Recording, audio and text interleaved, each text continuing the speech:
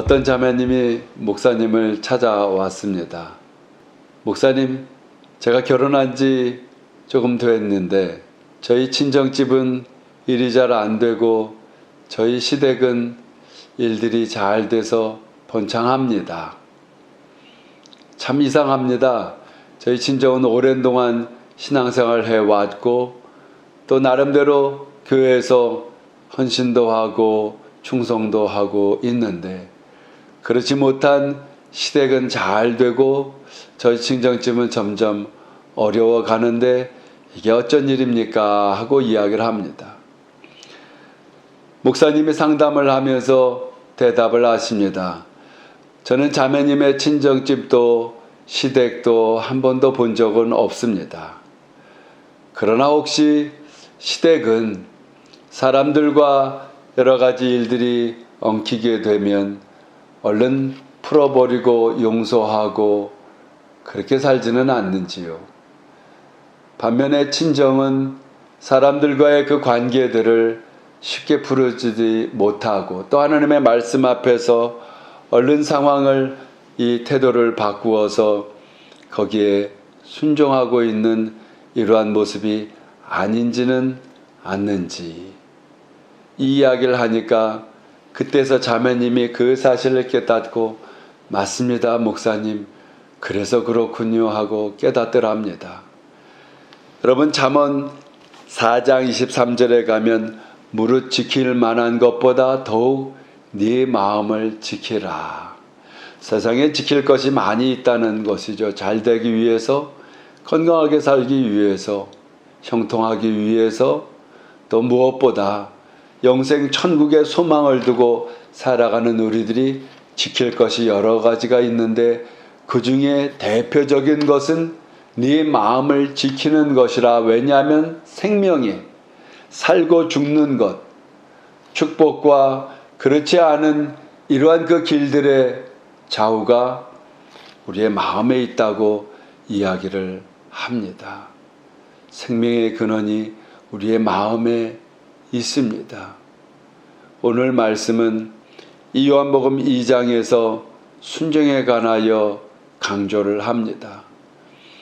예수의 어머니 마리아가 2장 요한복음 2장 5절에 보면 그의 어머니가 하인들에게 이르되 너에게 무슨 말씀을 하시든지 그대로 하라 하니라. 물이 변해서 포도주가 된다는 사실은 이치에 맞지 않는 것입니다. 그럼에도 불구하고 순종하라는 겁니다. 예수님께서는 비록 아직 내 때가 이르지 아니하였습니다 하시지만은 곤란한 혼인잔치의 결혼식에서 이 포도주가 떨어진 그 상황을 돌보지 않을 수 없었습니다. 오해하지 마십시오. 술로 파티하는 곳이 아닙니다. 먼 곳에서 결혼식을 축하하기 위해서 오다 보면 우리나라 말도 그 말이 있지 않습니까? 물을 갈아 먹으면 배탈이 난다 해서 이 음료 대용으로 물 대신하는 이러한 그 수단으로 당시에는 포도주를 준비를 했어야 했는데 예상보다도 하객들이 많이 있었던 모양입니다. 그래 아직도 음료를 대접해야 되는 상황이 이 많은 분들이 있는데 벌써 포도주가 떨어지는 곤란한 상황에 이 어머니 마리아가 예수님께 부탁을 한 장면입니다. 우리는 이치에 맞지 않아도 순종해야 합니다. 첫 번째로 힘 다해서 순종해야 합니다. 이 당시에 하인들은 주인이나 연회장 이 웨딩 플래너의 말을 듣게 되어 있는데 이 마리아의 말을 들은 것을 보면 마리아가 단순히 초청만 하객으로 받은 것이 아니라 아마 손님을 대접하는 중요한 일을 맡은 것 같습니다. 그러니까 하인들이 마리아의 그 의견을 듣지 않습니까? 그런데 포도주가 떨어졌는데 예수님은 말씀하시기를 물동이를 준비하라고 이야기를 합니다. 근데 물을 뜨려고 하면 지금처럼 무슨 수도꼭지 틀면 물을 받는 이러한 상황들이 아닌 것이죠. 한 마을 지역에 하나씩이나 있는 그 우물가로 가서 두세 통이 드는 크기의 이 항아리에 물을 채워야 나야 하는 것이기 때문에 이 여간 성가시고 쉬운 일은 아닙니다.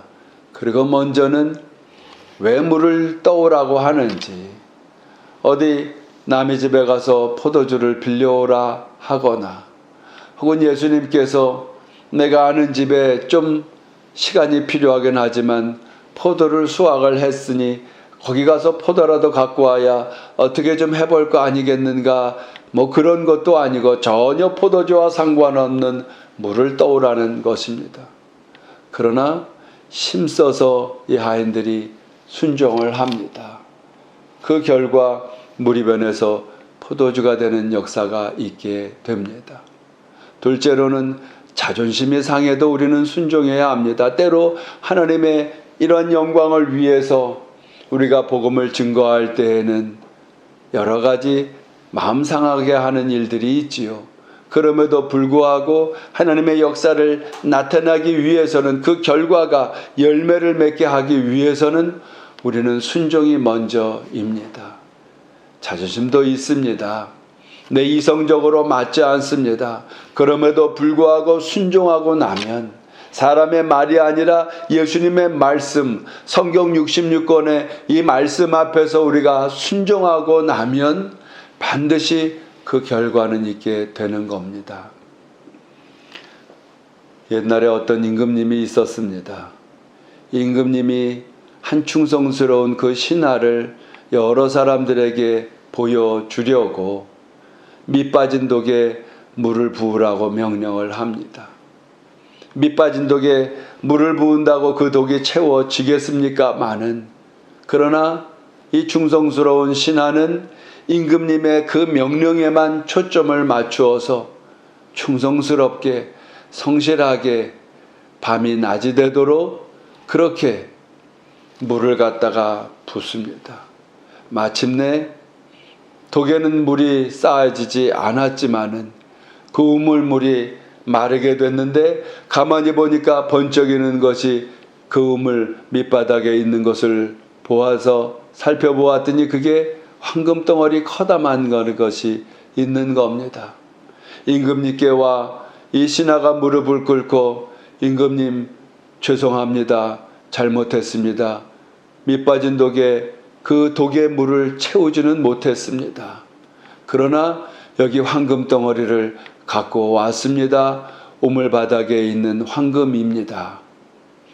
임금님은 껄껄 웃으시면서 너가 참으로 충성스러운 신하로다.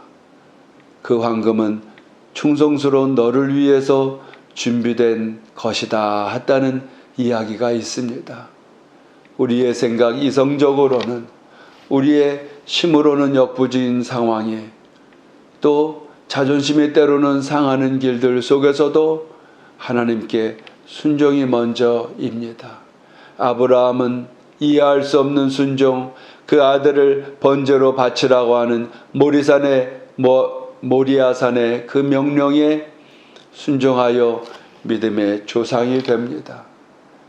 하나님은 죽은 자를 살리시는 하나님, 예비하신 하나님이 아들에게 손을 대지 마라 순양을 준비하여서 번제를 받으시는 하나님, 하나님의 명령이 때로는 우리가 곤란한 상황일 수도 있습니까마는 먼저 순종을 해 보십시오.